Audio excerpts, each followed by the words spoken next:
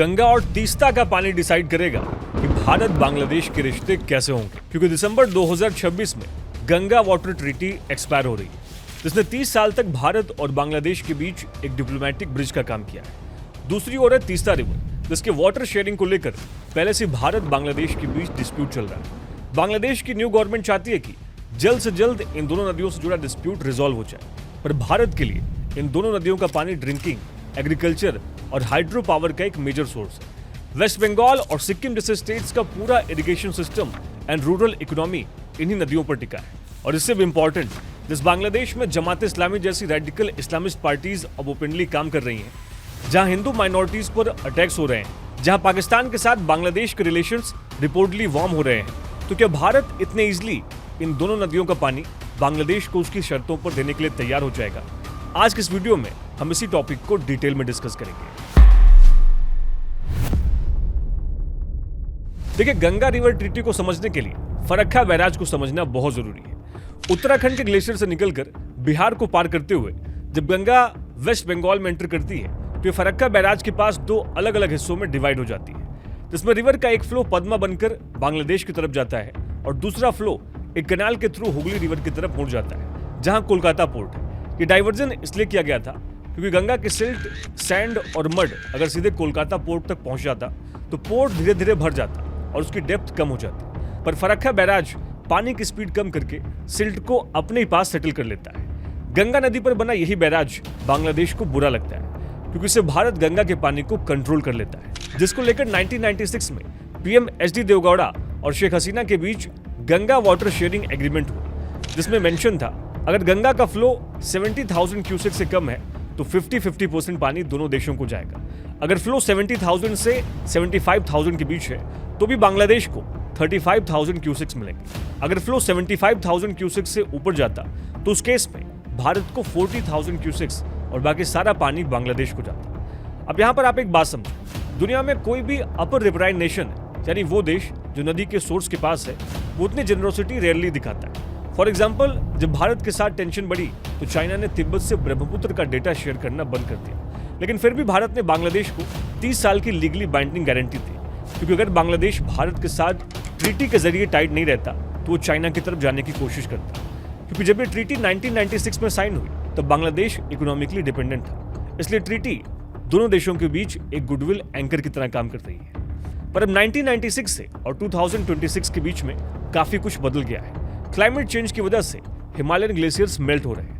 IPCC की report के according Bharat के ग्लेशियर्स पीक वाटर को क्रॉस कर चुके हैं। ड्राई सीजन में पानी की अवेलेबिलिटी अब कम हो रही है, इसलिए 2026 में जब भी ये ट्रीटी रिन्यू होगी उसमें भारत अपनी प्रायोरिटीज को पहले रखेगा। इसमें पहला पॉइंट ये हो सकता है कि ट्रीटी अब शॉर्टर पीरियड के लिए हो, क्योंकि पिछली बार 30 साल का एग्रीमेंट हुआ था। दूसरा point, real time data sharing mechanism, यानी दोनों देशों के बीच एक ज्वाइंट मॉनिटरिंग सिस्टम हो ताकि satellite data, river flow data, glacier data real time में एक्सेसिबल हो। तीसरा पॉइंट, जैसे पाकिस्तान के साथ भारत ने स्ट्रिक्टली फॉलो किया है, पानी और खून एक साथ नहीं बह सकता, सेम वैसे ही बांग्लादेश में हिंदुओं पर होने वाले अटैक्स, भारत बांग्लादेश बॉर्डर से इलीगली एंटर करने वाले इमिग्रेंट्स जो देश की इंटरनल सिक्योरिटी के लिए बड़ा खतरा है, उन पर कंट्रोल करने के लिए बांग्लादेश गवर्नमेंट खुद भी एक्शन ले, क्योंकि बायलैटरल वाटर कोऑपरेशन तभी आगे बढ़ पाएगा जब बांग्लादेश भारत के खिलाफ जाकर कोई काम करने से बचेगा। फिर चौथा और सबसे इंपॉर्टेंट पॉइंट, हो सकता है कि भारत गंगा वाटर ट्रीटी के साथ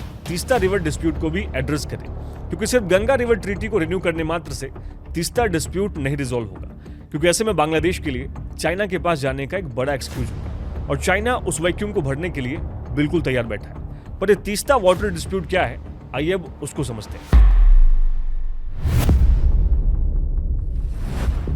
देखिए, तीस्ता नदी सिक्किम के हिमालयन ग्लेशियर से निकलकर सिक्किम से साउथ की तरफ बहती है और ये नॉर्थ बंगाल के जलपाईगुड़ी और सिलीगुड़ी से पास होते हुए बांग्लादेश के रंगपुर डिवीजन में एंटर कर जाती है। ये बांग्लादेश की चौथी सबसे बड़ी नदी है। 1 करोड़ से ज्यादा लोग डायरेक्टली एंड इनडायरेक्टली इस नदी पर डिपेंड करते हैं। पर ड्राई सीजन यानी दिसंबर से मई के बीच में तीस्ता का फ्लो ड्रामेटिकली कम हो जाता है, जिससे बांग्लादेश के लिए रिक्वायर्ड मिनिमम 5,000 क्यूसेक्स घटकर 1200 से 1500 क्यूसेक तक आ जाता है और कभी कभी ये 200 से 300 क्यूसेक तक गिर जाता है, जिसका बड़ा रीजन बांग्लादेश नॉर्थ बंगाल में गजोलडोबा बैराज को मानता है, जो तीस्ता के पानी को सिलीगुड़ी और जलपाईगुड़ी के सिटीज और एग्रीकल्चरल फीड्स की तरफ डाइवर्ट कर देता है।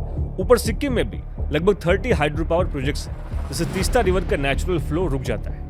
यहाँ पर बांग्लादेश का आर्ग्यूमेंट है कि भारत ने ऊपर इतने बांध बना लिए हैं कि पानी नीचे आता ही नहीं। 2011 में ऑलमोस्ट इसको लेकर एक डील भी हो गई थी, जिसमें तीस्ता का 37.5% पानी बांग्लादेश को और भारत को 42.5% पानी मिलना था। लेकिन लास्ट मिनट पर वेस्ट बंगाल सीएम ममता बनर्जी ने वीटो कर दिया। उनका कहना था नॉर्थ बंगाल की एग्रीकल्चर को पानी की जरूरत है, अगर हम ये पानी बांग्लादेश को दे देंगे तो हमारे स्टेट के लोगों का क्या होगा। पॉलिटिकली वहां पर वो गलत नहीं थी, क्योंकि नॉर्थ बंगाल के फार्मर्स जेन्युइनली इंपैक्ट होते, लेकिन स्ट्रेटेजिकली ये डिसीजन बहुत कॉस्टली था, क्योंकि इसके बाद 2022 में बांग्लादेश ने चाइना के साथ $1 बिलियन डील डिस्कस की, तीस्ता रिवर कॉम्प्रिहेंसिव मैनेजमेंट और रिस्टोरेशन प्रोजेक्ट, जिससे चाइना बांग्लादेश के रंगपुर डिवीजन में आता, वहां पर बैराज बनाता और रिवर को मैनेज करता। अब सोचो, ये वही जगह है जहां से सिलीगुड़ी कॉरिडोर की डिस्टेंस सिर्फ 100 किलोमीटर के आसपास है, जहां से बैठकर चाइना सिलीगुड़ी कॉरिडोर पर नजर रख सकता था, क्योंकि चाइना के लिए सिर्फ एक रिवर प्रोजेक्ट नहीं है, एक स्ट्रेटेजिक फुटहोल्ड है। पर भारत ने इसे स्ट्रांगली ऑब्जेक्ट किया,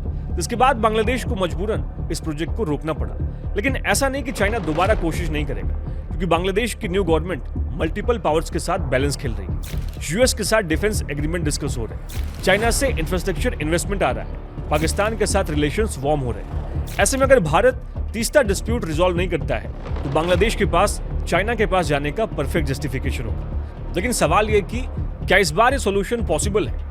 देखिए, अभी यहाँ पर एक इंटरेस्टिंग पॉलिटिकल डेवलपमेंट हुई, जिससे चीजें जेन्युइनली होपफुल लग रही हैं। तीस्ता डिस्प्यूट का सबसे बड़ा रोड ब्लॉक थी वेस्ट बंगाल गवर्नमेंट, जिसकी वजह से भारत की फॉरेन पॉलिसी भी इंपैक्ट हो रही थी। लेकिन अब सिचुएशन बदल गई है, सेंटर और स्टेट में एक ही पार्टी की सरकार है। अगर भारत और बांग्लादेश मिलकर एक ज्वाइंट रिजर्वायर बनाए, मॉनसून में तीस्ता का एक्सेस पानी को स्टोर करें और ड्राई सीजन में इसी पानी को शेयर करें, तो ये काफी हेल्पफुल हो सकता है। पर इसके लिए पहले सेंट्रल गवर्नमेंट वेस्ट बंगाल के फार्मर्स को डायरेक्ट एग्रीकल्चरल सपोर्ट देना होगा, जिसमें इरिगेशन इंफ्रास्ट्रक्चर फंडिंग सबसे इंपॉर्टेंट होगी, क्योंकि डील पॉलिटिकली तभी पॉसिबल होगी जब नॉर्थ बंगाल के लोगों को लगेगा कि उनको इसके बदले कुछ मिल रहा है। और सबसे इंपॉर्टेंट, गंगा वाटर ट्रीटी और तीस्ता रिवर डिस्प्यूट दोनों को एक ही पैकेज में डिस्कस किया जाए, क्योंकि partial solutions partial problems create करते हैं। इसलिए गंगा, जो उनके central, north western and south western Bangladesh, और तीस्ता, जो उनके नॉर्दर्न एग्रीकल्चरल बेल्ट की बैकबोन है, अगर इन दोनों रिवर्स का पानी बांग्लादेश को चाहिए तो उसे सिलीगुड़ी कॉरिडोर और बे ऑफ बंगाल से चाइना एंड पाकिस्तान को दूर रखने में साथ देना होगा, इलीगल इमिग्रेंट्स को वापस लेना होगा, हिंदू माइनॉरिटीज पर अटैक्स को रोकना होगा, क्योंकि किसी भी देश के लिए एक स्टेबल एंड फ्रेंडली कंट्री उसका रीजनल स्ट्रेटेजिक एसेट होता है। और साउथ एशिया में अब भारत से दोस्ती करने के फायदे भी हैं और दुश्मनी करने के नुकसान भी। आपकी इस पूरे मुद्दे पर क्या राय है, हमें कमेंट बॉक्स में जरूर लिखिए। ऐसे और वीडियोस के अपडेट्स के लिए हमारे चैनल को सब्सक्राइब और पेज को फॉलो करना ना भूलिए। जय हिंद, जय भारत।